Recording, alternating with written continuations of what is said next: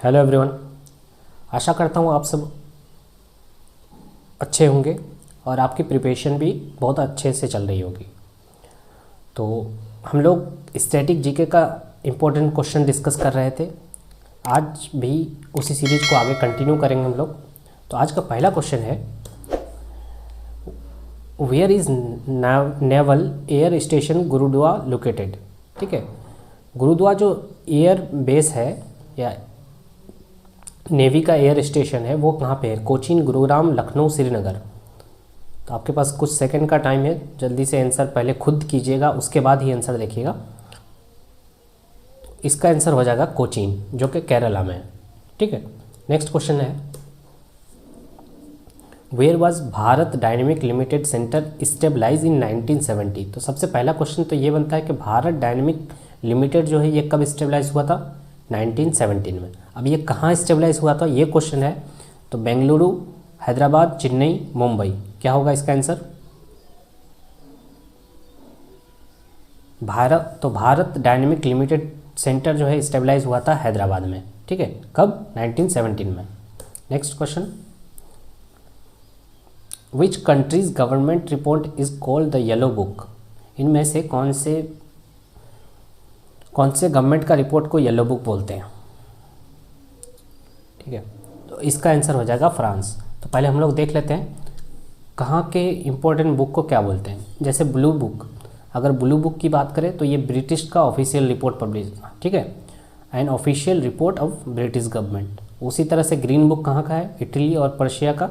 Grey book Japan और Belgium का। Orange book है नीदरलैंड का। वाइट बुक चाइना, जर्मनी और पुर्तगाल का। एक देखिए यहाँ पे वाइट पेपर है, ठीक है, यहाँ पे वाइट बुक था और वाइट पेपर। वाइट पेपर की बात करेगा तो पर्टिकुलर इशू की बात करेगा, ठीक है, तो वो है इंडिया, ब्रिटेन और इंडिया का। अगर कोई पर्टिकुलर इशू पे गवर्नमेंट कोई रिपोर्ट जारी करता है तो वो वाइट पेपर कहलाता है। समझ में आया? और वाइट बुक अलग है, ऑफिशियल रिपोर्ट अगर पब्लिश होता है तो वो वाइट बुक। और येलो बुक कहाँ का है? फ्रांस का है। तो इसको याद कर लेना है, ठीक है। तो इस क्वेश्चन का आंसर क्या हो जाएगा? फ्रांस। ठीक है, नेक्स्ट क्वेश्चन है, when was the LIC stabilise, यानी कि life insurance corporation of India कब स्टेबलाइज हुआ था? 1950, 1956, 1960, 1972। तो इसका आंसर हो जाएगा 1956। ठीक है, नेक्स्ट क्वेश्चन है, where was the first law university in India established in 1987। 1987 में फर्स्ट लॉ यूनिवर्सिटी कहाँ पे बना था? बेंगलुरु, हैदराबाद, देहरादून, चेन्नई। क्या होगा इसका आंसर? तो इसका आंसर हो जाएगा बेंगलुरु।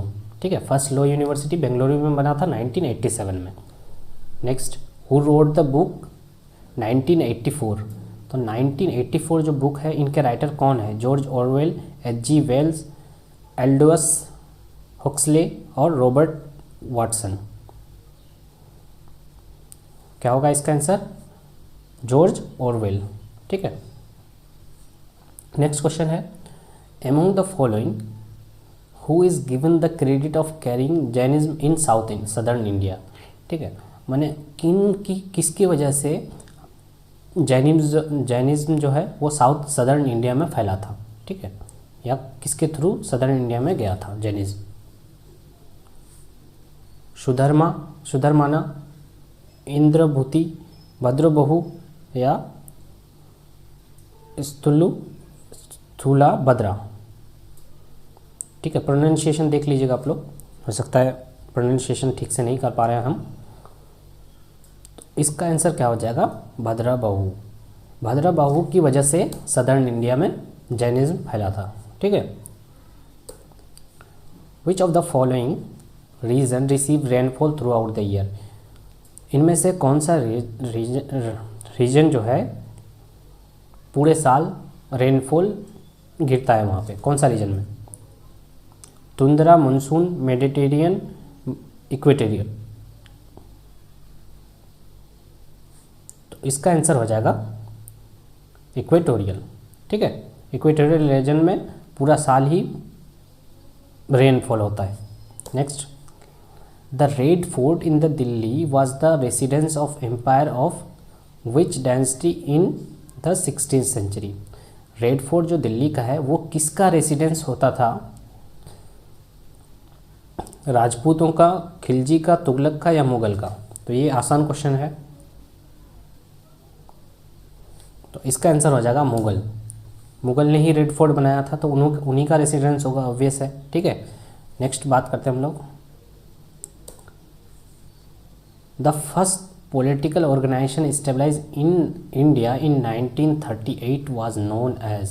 तो जो पहले इंडिया में, ब्रिटिश इंडिया में, ठीक है, जो पहला पॉलिटिकल ऑर्गेनाइजेशन बना था वो 1838 में बना था। उसका नाम क्या था? British India society, Bengal British India society, settlers association और जमींदार एसोसिएशन।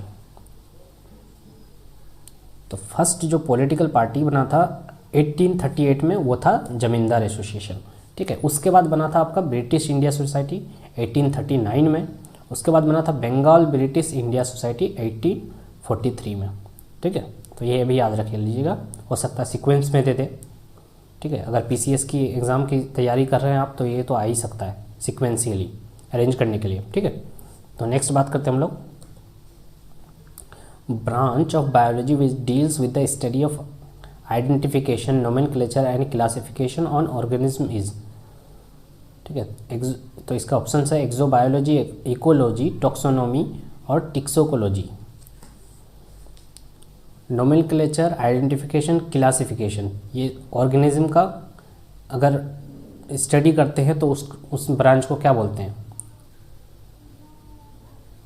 उसको बोलते हैं टॉक्सोनॉमी। ठीक है, इकोलॉजी क्या होता है? ऑर्गेनिज्म का इन्वायरमेंट के साथ जो रिलेशन होता है उसको इकोलॉजी बोलते हैं। ठीक है, तो यहाँ पे कंफ्यूज नहीं होना है, इकोलॉजी और टॉक्सोनॉमी अलग अलग चीज़ है। ठीक है, next, which part of the plant is used as saffron. Saffron जो हम लोग जानते हैं वो प्लांट के कौन से पार्ट से मिलता है हम लोग को? पिटल्स, स्टेमन, स्टाइल और स्टिग्मा, सेपल्स। तो कौन से पार्ट से मिलता है हम लोग को सेफ्रॉन? तो इसका आंसर हो जाएगा स्टाइल एंड स्टिग्मा। ठीक है, नेक्स्ट क्वेश्चन। चिरोप्टेरोफिली जो है इसका मतलब क्या होता है? ठीक है, production of flower, pollination bye winds, pollination bye bats और प्रोडक्शन ऑफ लीव्स। क्या हो जाएगा?